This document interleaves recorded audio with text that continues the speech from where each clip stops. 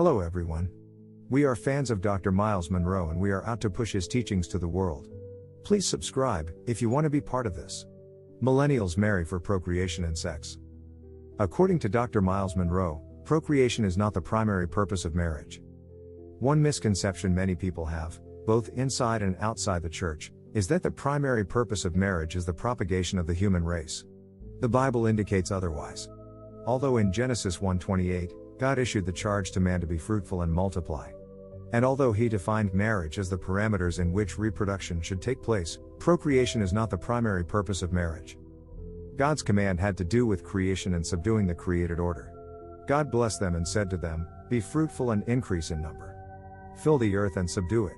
Rule over the fish of the sea and the birds of the air and over every living creature that moves on the ground." Genesis 1:28. God created man, male and female, and he expected them to procreate and fill the earth with other humans, all of whom would rule over the created order as his vice-regents. Marriage was essentially a companionship covenant. God had given them the relational structure through which men and women, husbands and wives, would join and become one flesh and together rule the earthly dominion.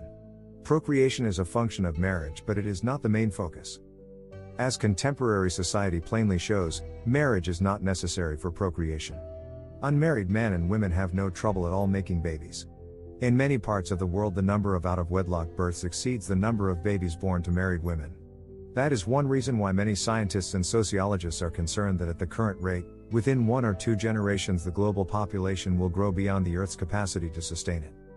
Contrary to the common idea that marriage is mainly about making babies, marriage actually serves as a deterrent to rampant reproduction. There are at least 2 reasons for this. First, the social and moral requirement of being married before having children is still very strong in many places. Most people are still sensitive to the respectability of marriage, and that respect holds back a lot of procreation that would otherwise take place. Were it not for the institution of marriage, human beings would be even more prolific than they already are. Secondly, married couples who take their responsibilities seriously are careful not to conceive and give birth to more children than they can adequately love and care for. Paul had some strong words on this subject. If anyone does not provide for his relatives, and especially for his immediate family, he has denied the faith and is worse than an unbeliever. 1 Timothy 5 verse 8. There is nothing sinful or unbiblical about careful advanced family planning. Let me make it clear that abortion is not family planning, nor is it healthcare. Abortion is the termination of life and the premeditated destruction of potential. It is the death of destiny and the interference of divine protocol. Abortion is rebellion against the known will of God. On the contrary, true family planning is mature, responsible stewardship.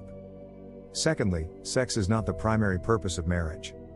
Another common misunderstanding is that marriage exists for the purpose of legitimizing sexual relations. Marriage should never be equated with sex because sex is not the primary purpose of marriage.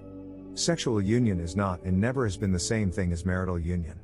Marriage is a union that implies and involves sexual union as the establishment of a blood covenant, a central obligation, and a pleasure, see 1 Corinthians 7, verses 3-5. But the 3 are not the same. First of all, marriage involves commitment. Sex has very little to do with commitment.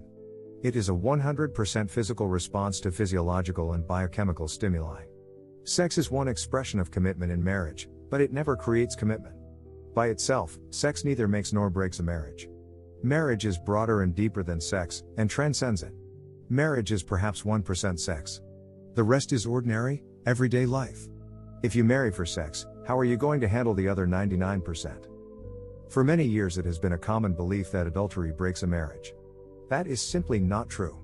Sex does not create a marriage, so how can it break a marriage? Adultery is sin and, according to the Bible, the only legitimate grounds for divorce for a believer. Even then it is not automatic. Divorce is not mandatory in such instances. Adultery does not break the marriage. Breaking the marriage is a choice. Recognizing that sexual union and marital union are not the same is absolutely essential to any proper understanding of marriage. It is also essential in understanding divorce and remarriage. Marriage is bigger than, distinct from, but inclusive of sexual union. Absence of sexual activity will never unmake a marriage, nor will its presence alone turn a relationship into a marriage. Marriage and sex are related, but they are not the same.